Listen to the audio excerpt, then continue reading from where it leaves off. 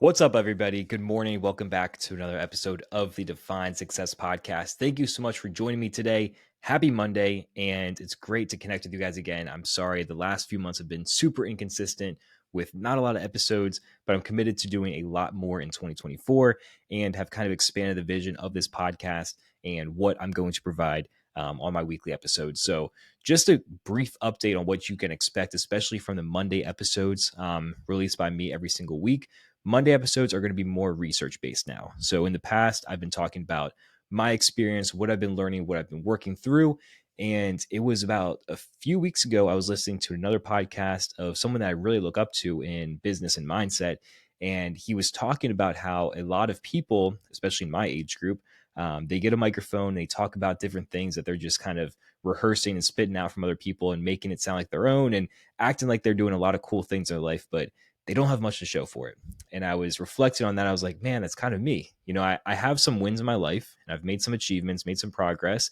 I'm proud of where I am, but I'm thinking about the listener. And if you really wanted to hear someone winning on a larger scale, there's so many podcasts out there. There's so many books out there, so many YouTube videos. You can learn from the greats, right? I'm on my way there, but not on the level of a Alex Hormozy, a Andy Frisella, Grant Cardone that I like to listen to, right?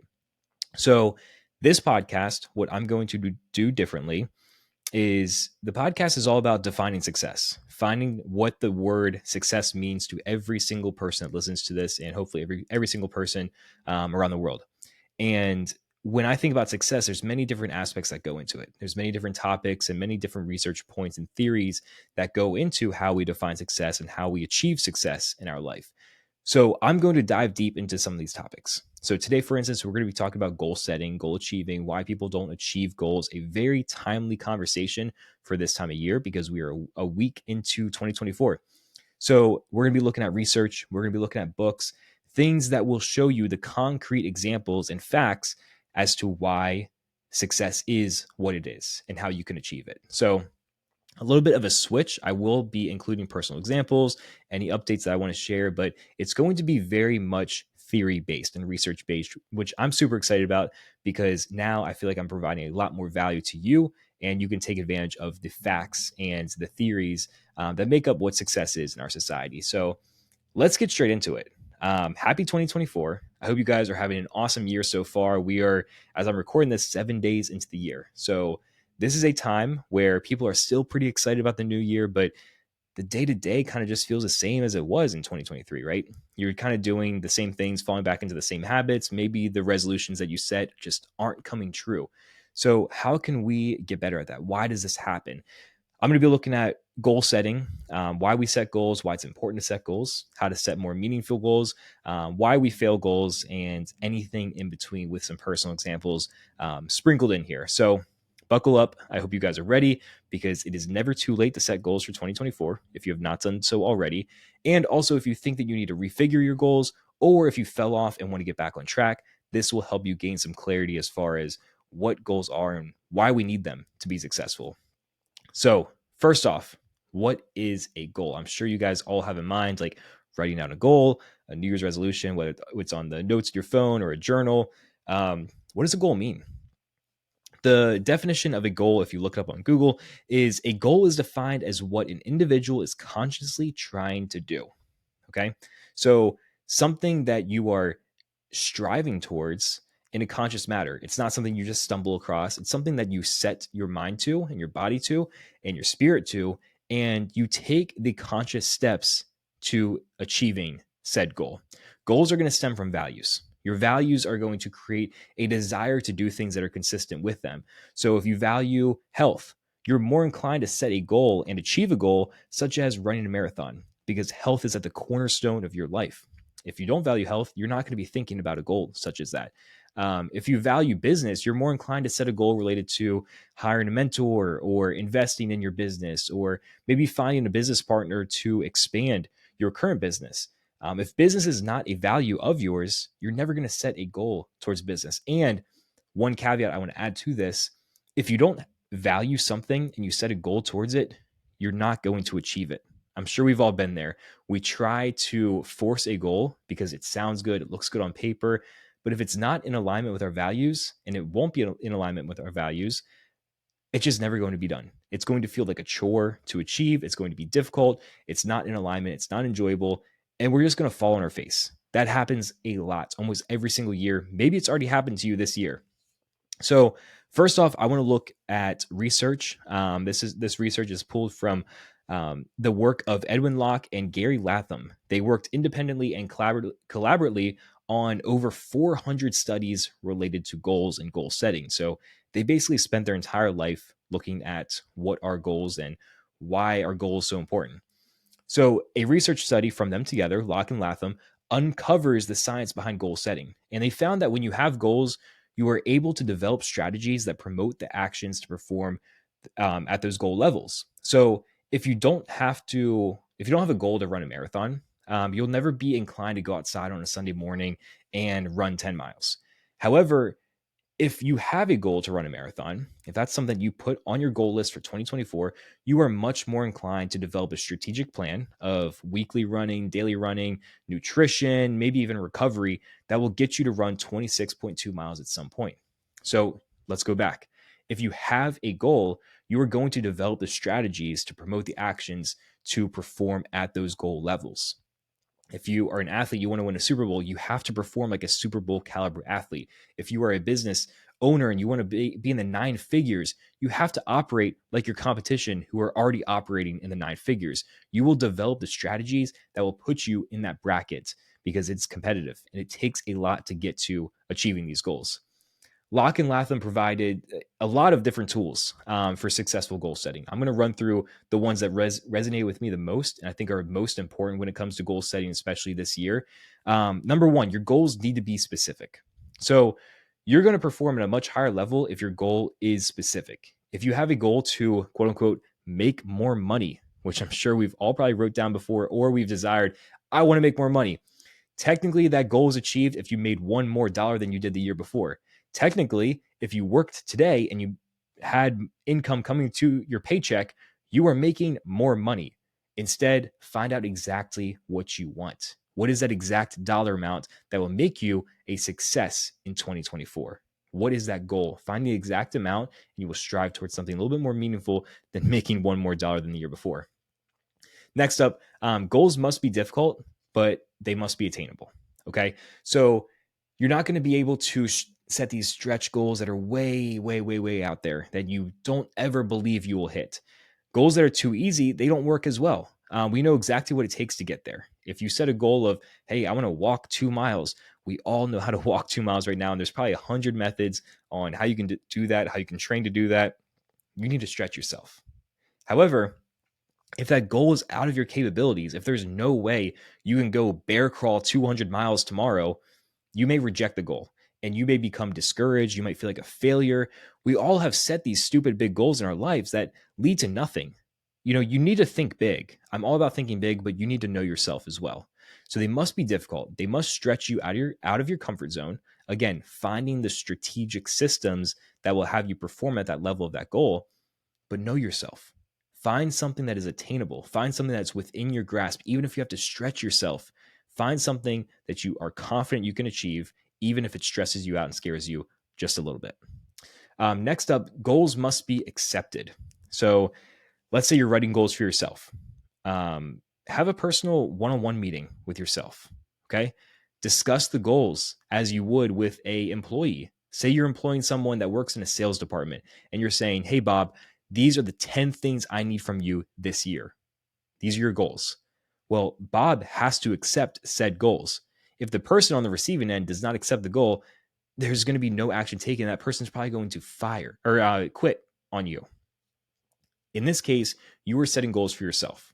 So when you have this personal one-on-one meeting, whether it's a conversation or a journal entry or just thoughts in your head, you are on the receiving end. You are the one that is going to be participating in these goals on a daily basis and expected to uphold them. So if you reject these goals, you're going to quit on yourself and you're going to be right back to where you were last year. It may be fun to start the year saying, I want to move to Europe. But if you don't accept that or have any desire to do so, you will never get there. So these goals must be accepted. They must be something that you want to embrace, that you find exciting, you find value in, and you want to achieve. That is going to be the recipe on taking action on a daily basis. So again, goals must be accepted. Next, Locke and Latham also said that feedback must be provided. So one thing I like to live by is what is not measured cannot be managed. This relates to your finances. This is going to be weights in the gym and your goals. Sports teams need to know the score to the game.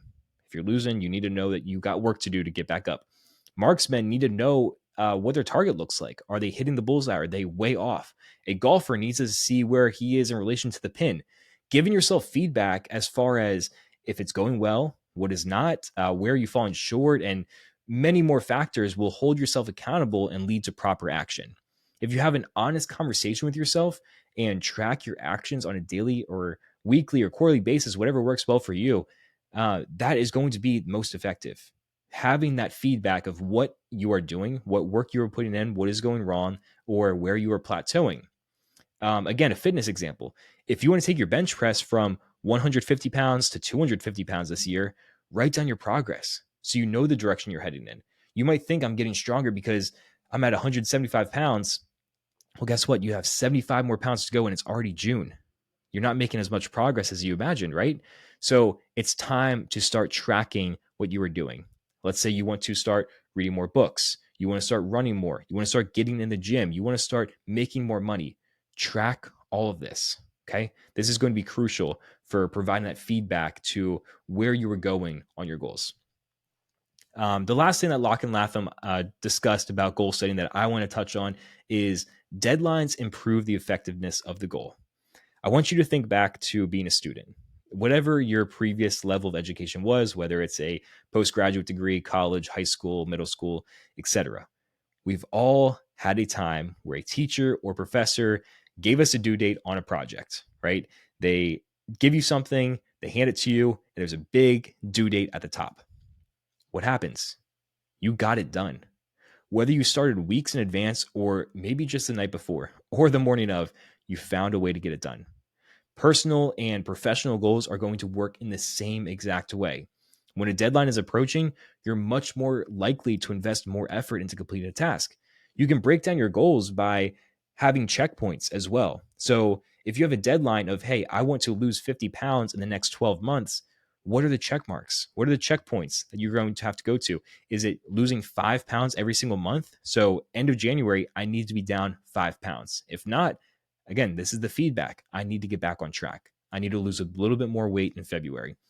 This is the key to success in goals, in my opinion. When we have deadlines, we're much more enticed to work harder. We're going to get shit done because we have to. There's a deadline to it. Hold yourself accountable. Help or have someone help you hold you accountable. And even if you are feeling like it, you can put some stakes on the line. Okay. What that means is put a bet on it, right? If you want to achieve some goal, give your friend, your partner, your parents, some money that you would be uncomfortable losing, whether it's $100, $1,000, whatever, and say, hey, hold on to this. If I don't achieve my goal, you keep it. But if I get it, give that money back, right? It's going to hold you so much more accountable if there's something meaningful to it, something attached to it. So whatever works best for you with this deadline, hold yourself to it. And if you can't hold yourself to it, have people or something help you hold yourself accountable. So just to rehash these, okay? Goals need to be specific. Goals must be difficult, but they are attainable. Goals must be accepted. Feedback must be provided. And last but not least, deadlines improve the effectiveness of the goal. Next, I want to talk about why do people not achieve the goals that they set? We've all been there. We've all had a time where we have not achieved a goal. Maybe it's even in the past 7 days, right?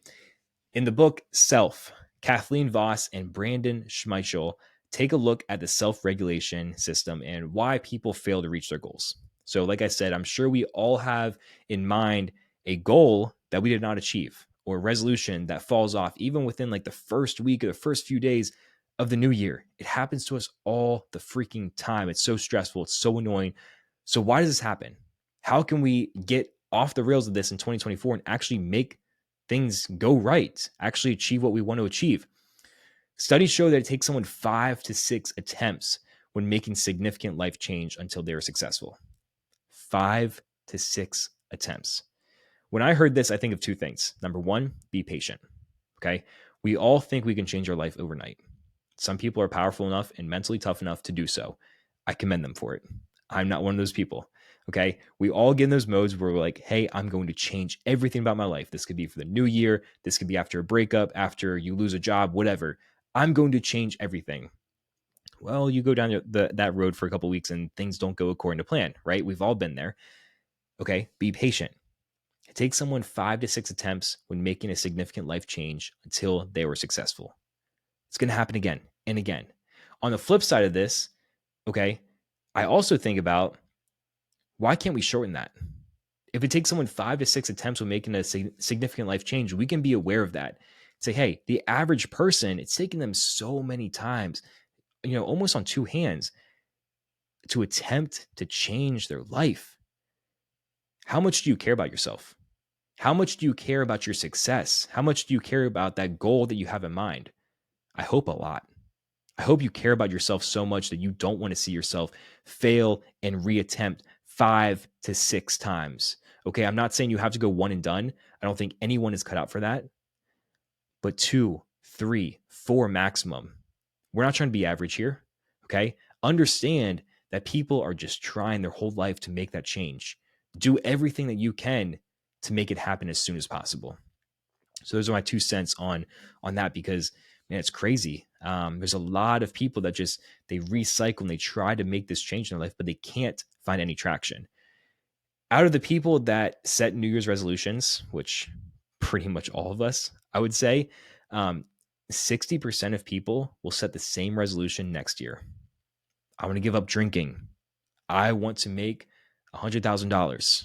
I want to run a marathon. I want to lose 50 pounds. 60% of these people are going to set the same exact resolution next year. Why? Because they failed. Because they failed at their goal. It's meaningful to them because they're setting it for the next goal. They still have in mind, hey, I want to do this, but they still can't do it. Why is that? Whether you achieve or even stick with a goal comes down to your ability to self-regulate. So first off, what does self-regulation mean? Well, it occurs whenever the self-modified alters or otherwise changes itself or its responses. So basically, in simple terms, it's when you change. It's when you as a person, mentally, spiritually, physically, change in some fashion. Your habits, your mood, there's change occurring. This reminds me of the corny joke, how many people does it take to change a light bulb? Well, the answer to the joke is none. The light bulb wants to change itself. Okay. Although the joke is corny, it's true. We can't change other people. We have to be the person that promotes change in our life. We have to be the one that takes accountability and says, hey, I am not going down this path anymore. I want change in my life. I want this self-regulation. I want to modify. I want to alter. I want to change myself and my responses to life around me. This is going to include conscious and unconscious control over our behavior. Okay. The key to this self-regulation is resisting the urge. Okay. There's 2 sides of this regulation: urge strength and resilient strength. Urge strength, I'm going to use the example of smoking. If you've been smoking, let's say, a pack of cigarettes for the past 10 years, you are heavily addicted to smoking. The behavior, the substance, the feeling, it is ingrained in your daily habits.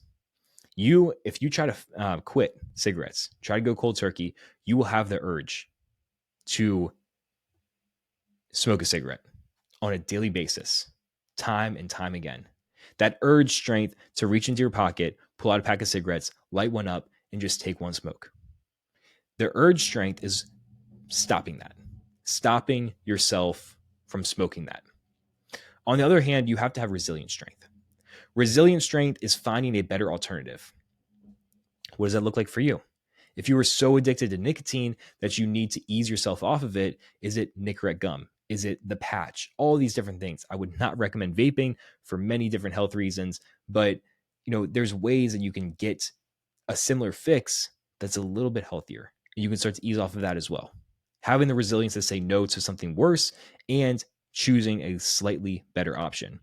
Or maybe your resilience is, hey, every time I want to smoke, I'm going to do 10 push-ups. Having the resilient strength to do something even better that's going to make you stronger, healthier, happier, that's incredible, right? This is going to be for smoking, saving, resisting the urge to spend your money, but also having the resilience to put money into your savings account every single week. Diet, having the urge strength to say no to the ice cream, but also the resilient strength to stay in on a Saturday night and cook chicken and sweet potatoes and broccoli and fruit and all the things that are going to be good for you. Okay. That is the key to self-regulation. It's having urge strength and resilient strength. If you want to change yourself, you have to say no to your previous habits, but also welcome and embrace the new change in your life, even if it's going to be a little bit uncomfortable, because you know it's good for you. I want to also touch on the pursuit of a goal, because that's what we're all in right now. We're 7 days into 2024. Even if you're trying to do something every single day in 2024 and you fell off a little bit, you still have 359 days, etc., to achieve these goals in 2024, which is incredible. We have a lot of time, right? We are all in the pursuit of something big this year. We all have big goals and big aspirations. So let's learn about the pursuit of it and why this is so important, even more important than the achievement of a goal. Dr. Andrew Huberman, who I've talked about countless times on this podcast, I'm a huge fan of his work and listening to his podcast. He explained that when it comes to goals, your dopamine is not highest when the goal is achieved, but it's actually going to be highest in the pursuit of said goal. Wow. When I first heard this, I thought that was incredible. If I want to go run 100 miles, my dopamine is not highest when I cross the finish line. It's highest when I'm in the pursuit of the finish line. That's incredible. We always think about the end destination. We think about the outcome, the feeling of a euphoria of, wow, I did exactly what I said I was going to do. Instead, it's the pursuit. It's the pursuit you have to fall in love with. You need to become integrated into the mundane process of your goals. Again, going back to that marathon example, progressing from 5 to 10 or even 15-mile runs, that's going to bring you more dopamine than crossing the finish line at 26.2 miles. It's incredible, but you're making steady progress. You're in the grind. You're in the process of getting better physically and mentally, progressing towards this goal of yours. As humans, we're so addicted to progress. We want to know that we're on the right track. And achieving some level of progress and consistency brings us dopamine greater than achieving the goal itself. It's a powerful thing. It's something that all of us should embrace and welcome into our lives and even take more account to the pursuit of our goals, not just the outcome of them. So what can we learn from this? I want you to choose goals that are meaningful to you on a daily basis. For example, if you want to lose 50 pounds, the end result might sound great. You're going to feel healthier. You're going to look better. You're going to fit into your old clothes. You're going to be ready for the beach. Oh, I could go on and on about how good losing 50 pounds would be, right? However, it will take a lot of diet and a lot of exercise to get there. There is no denying that whatsoever. There is no magic pill, no matter what advertisement you get at 11 p.m. at night on that infomercial, nothing will substitute diet and hard work in the gym. If you can not commit to daily progress in those areas, daily progress in a cleaner diet, into more intense exercise and deliberate exercise that's going to strengthen your mind and strengthen your heart, the pursuit of the goal will be empty and extremely difficult to achieve. There was one time in my life I wanted to be a doctor. I thought I was going to be a surgeon. I thought I was going to stick out med school and residency for so long. I was going to be super rich, operate on people's ears, nose, and throat. That's what I wanted to do. The end goal sounded amazing. I was going to make money. I was going to help people. I was going to be Dr. Lupi. Man, it sounded fantastic. It still sounds fantastic right now. Just hearing that. That's the outcome. The process of it, I dreaded. I didn't make it through one semester of that program. I didn't want to take all those science classes, to stay up on the late nights, do all the labs and talk the doctor talk. That was not for me. The outcome was fantastic, but the pursuit, I was not cut out for it. That was not in alignment with my goals and my vision. So I gave it up. Okay. And there's a caveat to this. Not everything will be super fun. Not all of your goals are going to be like rainbows and butterflies every single day. I'm doing 75 hard right now. I love how I feel on a daily basis. But last night, I hated going outside and walking at 8 p.m. at night when I just wanted to lay in bed. But you find ways to understand that the progress that you are making and understand that you are on the right path. Okay. It is for a bigger purpose. It is for your overall health, your enjoyment, your satisfaction, your success in life. If you understand you are on the right path, if these goals are in alignment with who you want to be and what you want to do, what more can you ask for? So, to wrap this up, through all my research and the podcasts and books and articles I was reading, I'm going to leave you with some tactics to dial in your goals. You can review your current goals if you already set some. You can look back on your 2024 goals. You can set new goals, whatever you feel called to do. But these are some tactics to dial in what you are going to be doing in 2024 after all the things I talked about. When setting a goal, I want you to ask yourself, is this a goal I want to pursue? If the answer is an easy yes, then you know it's meaningful. Next, write them down, preferably on a consistent basis. Daily, weekly, write down the goals so you know you're on the right track. Number 3, track your progress. Know that you're on the right track. Have some sort of feedback. Number 4, find an accountability partner, but don't get sucked into the dopamine trap. Don't have them tell you, great job, when you're not making progress. Keep it real. And number 5, understand you are never truly done. See the bigger picture. Once you achieve that goal, where do you want to go to next? How will you get there? Right there, ladies and gentlemen, that is a little crash course on goals, why they're important, how to set them, why we fail at them, and the pursuit of goals. I hope you guys got some value out of this. Enjoy this and are ready to attack your 2024 goals with a full steam ahead. Thank you guys so much for listening. We'll be back with Monday episodes, Wednesday episodes every single week. I will see you guys all on Wednesday.